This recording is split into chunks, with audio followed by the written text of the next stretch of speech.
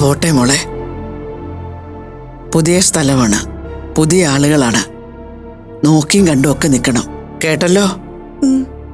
രഞ്ജിത്തിനും അനാമികയ്ക്കും നിന്നെക്കൊണ്ട് യാതൊരു ബുദ്ധിമുട്ടും ഉണ്ടാവരുത്. അവരെ കൊണ്ട് നടക്കാഞ്ഞിട്ടും എന്റെ കരച്ചിൽ കണ്ട് അവര് സമ്മതിച്ചതാ. ഞാൻ ഒന്നിനും അവരെ ബുദ്ധിമുട്ടിക്കില്ല. അമ്മയ്ക്ക് ഇടയ്ക്കിടയ്ക്ക് ഓടി വരാൻ പറ്റില്ല. ഒഴിവ് നോക്കി നിന്നെ വന്ന് കാണാം. ടൗണാണ്, നല്ലോണം പഠിക്കണം. നിറമുള്ള കാഴ്ചകൾ ഒരുപാട് കാണും എൻ്റെ കുട്ടി. അപ്പോ നമ്മുടെ വീടും നമ്മുടെ പ്രശ്നങ്ങളും അമ്മയൊക്കെ ഓർമ്മ വേണം. എന്താ പരിപാടി? അമ്മ ഇവളെ കരയിച്ചിട്ട് ഇറങ്ങുള്ളുന്നുണ്ടോ? ഒന്നുമില്ല മോളെ.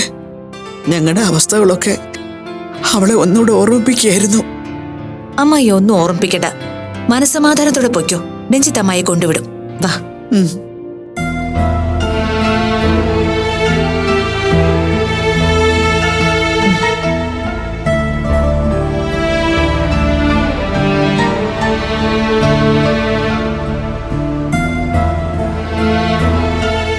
മക്കളെ, അമ്മായി വല്ലാത്തൊരു ധൈര്യത്തിലാ തിരിച്ചു പോകുന്നേ.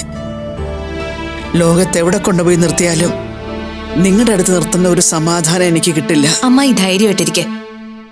രഞ്ജിത്തെ, അമ്മയുടെ കയ്യില് ഞാൻ പറഞ്ഞതൊക്കെ വാങ്ങിച്ചു കൊടുക്കണം കേട്ടോ. എന്താ? ഒന്നുമില്ല, ബേക്കറിന്ന് കുറച്ച് സാധനങ്ങൾ വാങ്ങാൻ പറഞ്ഞതാ. എന്തിനാ? കൊണ്ടുപോയി അത്തരം സാധനങ്ങളൊന്നും ഞാൻ കഴിക്കില്ലെന്ന് പറഞ്ഞ അതൊന്നും കഴിച്ചു പരിചയമില്ല. 3 നേരം കഞ്ഞിവെള്ളം കുടിച്ചു കിടക്കുന്നത് തന്നെ ദൈവത്തിന്റെ കൃപയാ. എന്തായാലും ഞാൻ തന്നുവിടുന്നതല്ലേ, അമ്മായി അതൊക്കെ ഒന്ന് കഴിച്ചു നോക്ക്. പിന്നെ ഇവളുടെ ശീലങ്ങളൊക്കെ ഞങ്ങൾ പതിയെ പതിയെ മാറ്റും.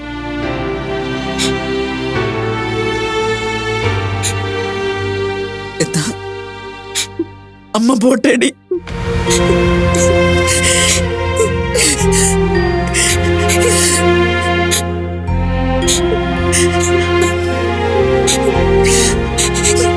എന്താ ഇത്? കാലാകാലത്തിന് ഉപേക്ഷിച്ചു പോകുന്നവര് പോലും ഇങ്ങനെ കരയില്ലല്ലോ.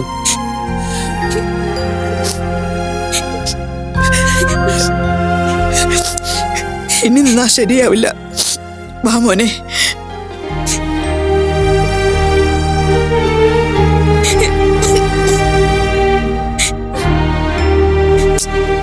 എന്താടി ഇത്? PGക്ക് പഠിക്കാൻ പോകുന്ന സ്റ്റുഡന്റാ, ഇത്ര മനക്കെട്ടിയുള്ളൂ നിനക്ക്? ഞാൻ അമ്മയെ പിരിഞ്ഞ് ഇതുവരെ നിന്നിട്ടില്ല. പെൺകുട്ടികൾക്ക് എന്തായാലും വീട്ടുകാരെ പിരിയേണ്ടി വരുമല്ലോ. വിദ്യാഭ്യാസത്തിന്റെ കാര്യത്തിൽ ഇങ്ങനെ. അപ്പൊ വേറൊരുത്തം വന്ന് കെട്ടിക്കൊണ്ട് പോകുമ്പോ നീ എന്താ ചെയ്യാ? ഞാൻ അമ്മയുടെ അടുത്തൊന്നും പോവില്ല, ഒരു കാരണവശാലും പോവില്ല.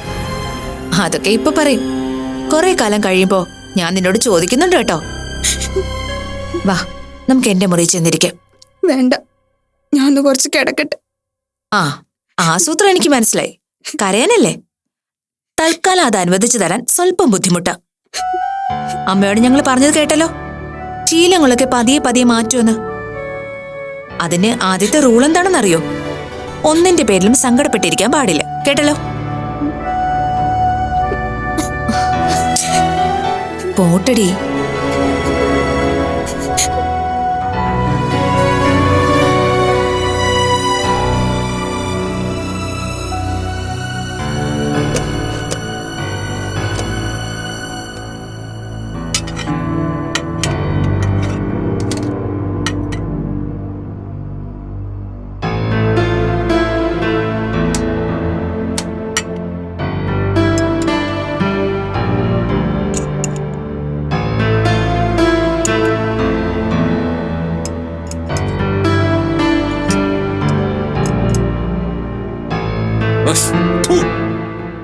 ഇതെന്തായി ഉണ്ടാക്കി വെച്ചിരിക്കുന്നത്?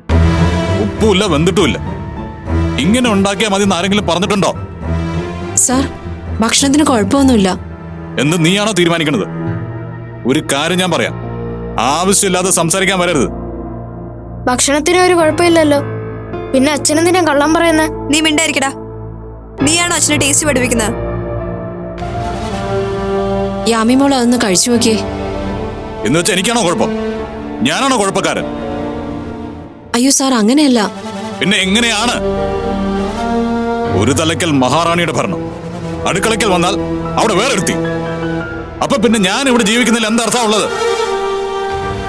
നേരെ ചൊവ്വ എന്തെങ്കിലും ഉണ്ടാക്കാൻ അറിയില്ലെങ്കിൽ ആ പണിക്ക് നിൽക്കരുത്. വെച്ച് വിളമ്പാൻ ബുദ്ധിമുട്ടാണെങ്കിൽ അത് പറഞ്ഞാൽ മതി. എന്താ സുമേ, സാറിന് ഭക്ഷണം ഇഷ്ടപ്പെട്ടില്ല? ഫുഡ് നല്ലതാ അമ്മേ, വെറുതെ പറയാ. സാരെങ്കിലും ദേഷ്യപ്പെടാൻ അവകാശമില്ലാന്നൊന്നും ഞാൻ പറയില്ല. പക്ഷെ അതെന്തിനാ ഈ പാവത്തിനോട്? എന്നോടാണ് ദേഷ്യമെങ്കില് എന്റെ മുഖത്ത് നോക്കി നേർക്ക് നേർ നിന്ന് പറഞ്ഞു തീർക്കാം. താനം തന്നെ വെല്ലുവിളിക്കണോ? ഇന്നലെ രാത്രിയിലത്തെ ഒരു പ്രകടനത്തോടെ എന്തോ ചിലത് നേടിക്കഴിഞ്ഞുവെന്ന് ചിലപ്പോ ഉള്ളിന്റെ ഉള്ളിൽ കിടക്കുന്നുണ്ടാവും. അതിന്റെ പേരിൽ കൂടുതൽ അഭ്യാസത്തിനൊന്നും നിൽക്കണ്ട കേട്ടാ. നീ എങ്ങോട്ടാ? അവിടെ ഇരുന്ന് കഴിച്ചിട്ട് പോയാ മതി. അച്ഛന് വേണ്ടാത്ത ഫുഡ് എനിക്കും വേണ്ട.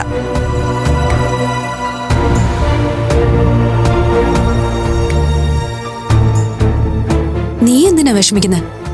ഞാൻ വെറും അടുക്കളക്കാരിയാണ് മാഡം. സാറിപ്പോ ഇത് കൂടെ കൂടെ പറയുന്നുണ്ട്. അതിലെനിക്ക് സങ്കടമൊന്നുമില്ല. പക്ഷേ അതിനെന്തിനാ ഞാൻ വെച്ച ഭക്ഷണത്തിന് പറയുന്നത്? മോശമായിട്ട് എന്തെങ്കിലും ഉണ്ടാക്കി ഞാൻ സാറിന്റെ മുമ്പിൽ കൊണ്ട് വയ്ക്കോ? നീ ഇത്ര പൊട്ടിയായി പോയല്ലോ. ആ പറഞ്ഞതും കാണിച്ചതും നിന്നോടല്ല, ഉള്ളിൽ എന്നോടുള്ള ദേഷ്യം അങ്ങനെയെങ്കിലും തീർക്കായിരുന്നു. അതിന് നീ ഇങ്ങനെ വിഷമിക്കേണ്ട കാര്യമൊന്നുമില്ല. നീ എത്ര ആത്മാർത്ഥമായിട്ടാണ് ഇവിടെ ജോലി ചെയ്യുന്നതെന്ന് എനിക്കറിയാം. എന്റെ കുഞ്ഞുങ്ങളുടെ കാര്യത്തില് നിന്റെ കരുതൽ എന്താണെന്നും എനിക്കറിയാം. ഇനി നിന്നെ ആരും ഒന്നും പറയില്ല, ഞാൻ നോക്കിക്കൊള്ളാം.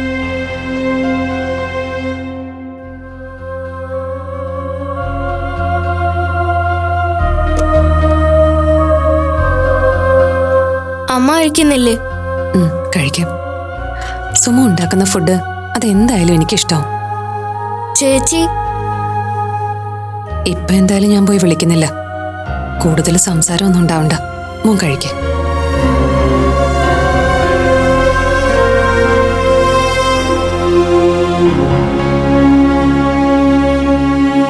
രംഗനാഥ, ഞാൻ സാരംഗിനൊന്ന് കാണാൻ വേണ്ടി ഇറങ്ങിയതാ. എന്തിനാ ഫാദർ? അരുണിന്റെയും സ്നേഹയുടെയും വിവാഹകാര്യം ഒന്ന് സംസാരിക്കണം. വേണ്ട ഫാദർ, അയാൾ ഒരിക്കലും ഫാദറിനോട് മാന്യമായി സംസാരിക്കില്ല. അത് ഞാൻ പ്രതീക്ഷിക്കുന്നുമില്ല. പിന്നെ എന്തിനാ ഇങ്ങനെ ഒരു യാത്ര? എടോ, അയാളുടെ മനസ്സിലുള്ള ചില സംശയങ്ങൾ അയാൾ വിളിച്ചു പറഞ്ഞല്ലോ. അവരുടെ കുടുംബത്തിന്റെ തകർച്ചയുടെ കാരണവും അത് തന്നെയാണെന്നാ ഇതുവരെ നമുക്കറിയാവുന്നത്. ആ അർത്ഥത്തിൽ നോക്കുമ്പോൾ അരുണിന്റെ വിവാഹം നടക്കുന്നു എന്നുള്ളത് അയാൾക്കൊരു ശുഭവാർത്തയല്ലേ? അതെ ഫാദർ, എന്നാലും ഫാദർ പോയി നാണം കെടണ്ട. അങ്ങനെ അയാളെ അറിയിക്കണമെങ്കിൽ തന്നെ ഞാൻ ചെന്ന അയാളെ കാണാം. രംഗനാഥ, എന്നോളം ക്ഷമ ചിലപ്പോൾ തനിക്ക് കിട്ടില്ല. ഈ വൈദിക വൃത്തി ആരംഭിച്ച നിമിഷം മുതൽ നല്ലവരെ മാത്രം കണ്ട് ശീലിച്ചല്ല ഞാൻ വന്നത്. ഒരു കാരണവശാലും നന്നാവില്ല എന്ന് തീരുമാനിച്ചോ ഒരു നാടിന് മുഴുവൻ ദ്രോഹം ചെയ്യുന്നവരെയും ഞാൻ കണ്ടിട്ടുണ്ട്. അവരെ ആട്ടി ഓടിച്ചിട്ടുണ്ട്, ആക്രമിക്കാൻ ശ്രമിച്ചിട്ടുണ്ട്. പക്ഷേ ഈ കുപ്പായത്തിലേക്ക് എത്താനുള്ള മനോബലം ഉണ്ടല്ലോ, അത് നിസ്സാര കാര്യമല്ല. തെറ്റായ വഴിക്ക് നടക്കുന്നവന് അതേ വഴിയിലൂടെ പിന്തുടർന്ന് ചെന്ന് തിരുത്തണമെന്നാ ഞാൻ പഠിച്ചിരിക്കുന്നത്. അപ്പൊ ചിലപ്പോ അഴുക്കും ചെളിയൊക്കെ പറ്റും, അത് സാരമില്ല. മോളുടെ കാര്യത്തിന് വല്ലാത്തൊരു സമാധാനമായി. മൈഥിലിയുടെ കുടുംബം കൂടെ നേരെയാവുകയാണെങ്കിൽ ആ സന്തോഷം ഇരട്ടിയാവും. അത് തന്നെയാണോ രംഗനാഥ ഞാനും ചിന്തിക്കുന്നത്. അവള് നമ്മൾ അളവില്ലാതെ സ്നേഹിക്കുന്നു. നമുക്കാണെങ്കിലോ അവൾക്ക് വേണ്ടി ഒന്നും ചെയ്യാനും പറ്റുന്നില്ല. പോകുന്ന കാര്യം ഞാൻ മൈഥിലിയോട് പറഞ്ഞിട്ടില്ല. പറഞ്ഞാൽ അവൾ പൂർണ്ണമായി എതിർക്കും. താനും പറയാൻ നിൽക്കണ്ട. ഇല്ല, അരുണിന്റെയും സ്നേഹയുടെയും വിഷയത്തിൽ അവരൊന്നിപ്പിക്കാൻ മൈഥിലി നടത്തുന്ന ശ്രമങ്ങൾ ഞാനോ താനോ നടത്തുന്നതിന് അപ്പുറമാണ്. ഒരുപക്ഷെ മനസ്സിൽ നന്മ ഇത്രയും കൂടിയതുകൊണ്ടായിരിക്കും അവൾ ഇത്രയും കൂടുതൽ പരീക്ഷിക്കപ്പെടുന്നു. ഞാനും അങ്ങനെ ചിന്തിക്കാറുണ്ട് ഫാദർ. അങ്ങനെ ചിന്തിച്ച് വരുമ്പോൾ ദൈവത്തിനോട് ദേഷ്യം തോന്നും. അർഹിക്കാത്തവന് വാരിക്കോരി കൊടുക്കുകയും അർഹിക്കുന്നവന് ഒന്നും കൊടുക്കുകയും ചെയ്യാത്ത ദൈവം. അത് തെറ്റാണ്. താനീ പറഞ്ഞ അർഹതയില്ലാത്തവർക്ക് വാരിക്കോരി കൊടുക്കുന്നത് അത് കുറച്ച് നിമിഷങ്ങളായിരിക്കും.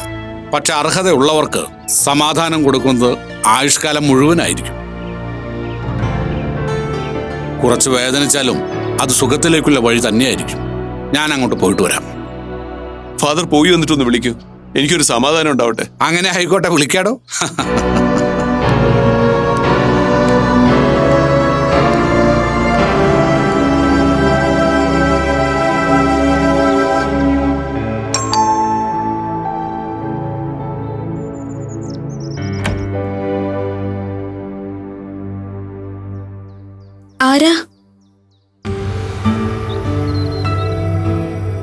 നമ്മളാരാ? ഞാൻ ആവണി, ഏതാവണി? അനാമിക ചേച്ചിയുടെ അനാമികയുടെ ചേച്ചിയുടെ അമ്മായിയുടെ മോളാ. ഇവിടെ എന്താ? ഞാൻ ഇവിടാ. ഞാൻ കണ്ടിട്ടില്ലല്ലോ. ഞാൻ പുതുതായിട്ട് വന്നതാ. എന്തിന്? പഠിക്കാൻ. അവരിവിടെ സ്കൂൾ നടത്തുന്നുണ്ടോ? അയ്യോ, ഇവിടെയല്ല, സിറ്റിയിൽ പഠിക്കാൻ. പേരെന്താന്നാ പറഞ്ഞേ? ആവണി. ഒരാള് വീട്ടിലേക്ക് വന്നാ അകത്തേക്ക് കയറിയിരിക്കാൻ പറയില്ലേ? അയ്യോ സോറി, അകത്തേക്ക് വാ.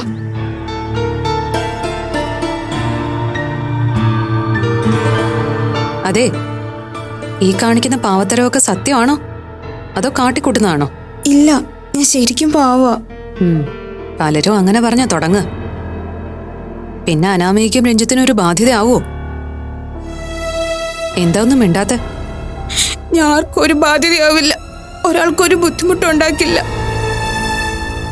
അയ്യോ, കരഞ്ഞോ? എന്റെ കൊച്ചെ, ഞാൻ തമാശക്ക് ചോദിച്ചതാ. ചേച്ചി ഒരു മൈഥിലിയെ കുറിച്ച് പറഞ്ഞിട്ടുണ്ടോ? ഒരു ഡോക്ടർ മൈഥിലി. എന്നാ അത് ഞാനാ. എടോ, ഞാൻ കരുതിയത് ഇങ്ങനത്തെ 4 ചോദ്യം ചോദിക്കുമ്പോ ഇപ്പോഴത്തെ സ്മാർട്ട് കുട്ടികളൊക്കെ ചെയ്യുന്ന പോലെ ഇങ്ങോട്ട് തിരിച്ചടിച്ച് മറുപടി പറയുന്ന. ഇതെന്ത് കരച്ചില്? സോറി മോള്, വിഷമിക്കല്ലേ. എന്തുപറ്റി? അനാമികെ, എനിക്കൊരു അബദ്ധം പറ്റി. ആളാരാ, പേരെന്താന്നൊക്കെ ഒരു അല്പം കടുപ്പത്തിൽ ചോദിച്ചു പോയി. ദേ കരയുന്നു. ആ, അതിന് കരയാൻ കടുത്ത ചോദ്യങ്ങളൊന്നും വേണ്ട മൈഥിലി. നല്ലൊരു കാറ്റടിച്ച ഇവൾ അപ്പ കരയാൻ തുടങ്ങും. ഇവള് മാത്രല്ല, അമ്മായി അങ്ങനെ തന്നെയാ. പേടിയായോ? ഇങ്ങനൊരു പച്ചപ്പാവാണെന്ന് ഞാൻ പ്രതീക്ഷിച്ചില്ല. ഇതെന്തായാലും വിചിത്രം തന്നെ അല്ലേ അനു? സോറി മോളെ, ഞങ്ങള് നല്ല കൂട്ടാ. നിനക്കെന്നെ ചേച്ചിന്ന് വിളിക്കാൻ തോന്നിയാ ചേച്ചിന്ന് വിളിക്കാം, ആന്റിന്ന് വിളിക്കാൻ തോന്നിയാ ആന്റിന്നും വിളിക്കാം. ഏതാ ഇഷ്ടം? ഞാൻ ചേച്ചിയൊന്ന് വിളിച്ചോളാം. മൈഥിലിയുടെ കാര്യം ഞാൻ എത്ര തവണ പറഞ്ഞു തന്നതാ നിന്നോട്, എന്നിട്ടാണോ കാണുമ്പോ ഇങ്ങനെ? അതെ, എന്നോട് പരിഭവം ബാക്കിയുണ്ടോ? ഇല്ല ചേച്ചി, ഞാൻ ചായ ഇടട്ടെ? അത് ശരി, അടുക്കളയിലൊക്കെ കയറി തുടങ്ങിയോ? ആ, ഇവൾക്ക് അടുക്കള പണിയൊക്കെ നന്നായിട്ട് അറിയാം. അമ്മായി പോകുമ്പോ പ്രത്യേക ഒരു ഉപദേശം ഉണ്ടായിരുന്നു. അതിവിടുത്തെ ജോലികൾ മുഴുവൻ ചെയ്തോളണം എന്നായിരിക്കും, അല്ലേടി? എന്തായാലും കോളേജ് ചേർന്ന് കഴിഞ്ഞാൽ പിന്നെ പഠിക്കുക എന്നല്ലാതെ മറ്റൊന്നും ഇവളെ കൊണ്ട് ചെയ്യിക്കില്ല ഞാൻ. ഇപ്പൊ ഒരു എക്സ്ക്യൂസ്, വേണമെങ്കിൽ ഒരു ചായ ഇട്ടോ. എന്തൊരു പാവാ കുട്ടി, ഞാൻ ഇങ്ങനെ പ്രതീക്ഷയില്ല. അല്ലടോ, ഇവിടെ കോളേജിൽ പഠിക്കാൻ പോവാന്നൊക്കെ പറഞ്ഞാ അത്യാവശ്യം കുറച്ച് ഗട്ട്സ് ഒക്കെ വേണ്ടേ? ആ, എനിക്കും ആ ടെൻഷനുണ്ട്. പിന്നെ മനുഷ്യരല്ലേ, സാഹചര്യത്തിനനുസരിച്ച് പൊരുത്തപ്പെട്ട് വരുമല്ലോ. എന്തായാലും ഒരു കാര്യത്തിൽ എനിക്ക് സമാധാനമായി. വന്നു നിൽക്കുന്നവള് ഒരിക്കലും നിനക്കൊരു ദ്രോഹം ആവില്ല. പാവം, വെറും പാവം.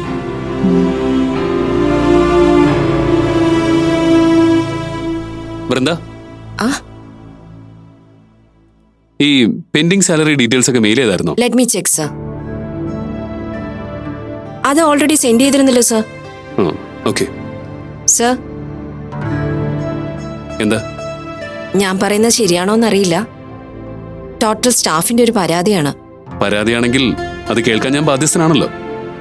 എന്താ, പറയൂ. ആ, പുതിയ MD യെ കുറിച്ചാണ്, മായ മഹേശ്വരി മാഡത്തെ കുറിച്ച്. ഇവിടെ വർക്ക് ചെയ്യുന്ന എല്ലാവരെയും ഒരുതരം സംശയത്തോടെയാ മാഡം നോക്കിക്കാണുന്നത്. പലപ്പോഴും സംസാരിക്കുന്ന വാക്കുകളും മോശമാണ്. സാറ് ചോദിക്കുകയൊന്നും വേണ്ട, നമ്മൾക്കിത് പറയാതെ നിവർത്തിയില്ലല്ലോ. നിങ്ങൾക്ക് പരാതി ഉണ്ടെങ്കിൽ അത് പരിഹരിച്ചേ പറ്റൂ. ഞാൻ ശ്രമിക്കാം. ഇതിനു വേണ്ടി എന്നെ മാഡത്തിന്റെ മുമ്പിലേക്ക് വിളിപ്പിക്കരുത്. കഴിഞ്ഞ ദിവസം എന്നോട് വളരെ മോശമായിട്ടാണ് സംസാരിച്ചത്. I can understand Vrinda. നമ്മൾ ഈ കമ്പനി വർക്കേഴ്സ് എപ്പോഴും അനുഭവിക്കുന്ന ഒരു ടെൻഷനായത്. മാനേജ്മെന്റിൽ ഒരു സ്ഥാനചലനം സംഭവിക്കുക, അതുവരെ ഉണ്ടായിരുന്ന ചിലർ മാറി പുതിയ ആളുകൾ നിയന്ത്രണത്തിൽ വരിക, ഇതൊക്കെ സ്വാഭാവികമായും നമ്മുടെ ഫ്രീഡം നശിപ്പിക്കും. അത് നമുക്ക് ടെൻഷൻ ഉണ്ടാക്കും. പെട്ടെന്നൊരു പരിഹാരം ഞാൻ പറയുന്നില്ല, ബട്ട് പതുക്കെ പതുക്കെ ശരിയാവുമെന്ന് വിചാരിക്കാം. Okay sir. ആ, good morning father. Very good morning to you. ആ, സാരം കൊണ്ടോടെ? ഇല്ല ഫാദർ, താരങ്ക അല്പസമയത്തിനുള്ളിൽ വരും. ആ, ഫാദർ ഇരിക്കും. ഓ,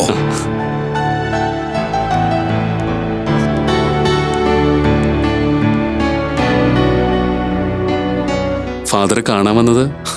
പേടിക്കണ്ട, മുമ്പത്തെ പോലെ അവരുടെ കുടുംബ വിഷയം സംസാരിക്കാൻ വന്നതല്ല.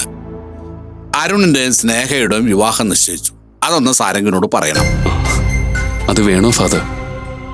അല്ല, ഈ വസ്ത്രത്തിലുള്ള ഒരാൾക്ക് അർഹിക്കുന്ന ബഹുമാനം കിട്ടണമെന്ന് ആഗ്രഹിക്കുന്ന ഒരാളാണ് ഞാൻ.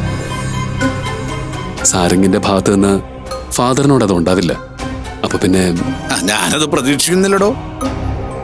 അരുണിന്റെ വിവാഹം ഒരർത്ഥത്തിൽ സാരംഗിന്റെ കുടുംബ പ്രശ്നത്തിന് ഒരവസാനമാകുമെന്നൊരു തോന്നൽ എനിക്കുണ്ട്. അതുകൊണ്ട് തന്നെ ഞാൻ വന്നിരിക്കുന്നത്. ഫാദറിന്റെ ശുഭാപ്തി വിശ്വാസം ഞാൻ തള്ളി പറയുന്നില്ല. പക്ഷേ സാരംഗ് വല്ലാതെ മാറിയിരിക്കുന്നു ഫാദർ. ചിലപ്പോഴൊക്കെ ചുറ്റുപാടുമുള്ളവരെ അയാൾ തിരിച്ചറിയാതായിരിക്കുന്നു. ആ, ജീവിതമല്ലേ കുഞ്ഞെ. ചില കാഴ്ചകൾ നമ്മുടെ മനസ്സിനെ വല്ലാതെ ഭ്രമിപ്പിക്കും. നമ്മൾ അതിന്റെ പിന്നാലെ അന്തമില്ലാതെ കുറെ നാൾ ഓടുകയും ചെയ്യും. അത് സ്വാഭാവികം. പക്ഷേ ദൈവം നമുക്ക് ബുദ്ധി തന്നിരിക്കുന്നത് അന്യനെ കുറിച്ച് ചിന്തിക്കാൻ വേണ്ടി മാത്രമല്ല, സ്വയം വിലയിരുത്താനും കൂടിയാ. അതിന് കുറച്ച് സമയമെടുക്കും. അയാളതെടുക്കട്ടെ. പക്ഷേ ഇതിനെല്ലാത്തിനും ഒടുവിൽ ഒരു കുറ്റബോധവും തിരുത്തലും ഉണ്ട്. അത് മനസ്സിൽ ഉറപ്പിച്ചോളൂ. ശരി, ഫാദറിന്റെ സന്ദർശനത്തിന് ഗുണം എന്തെങ്കിലും ഉണ്ടാവുന്നെങ്കിൽ അതങ്ങ് ആയിക്കോട്ടെ.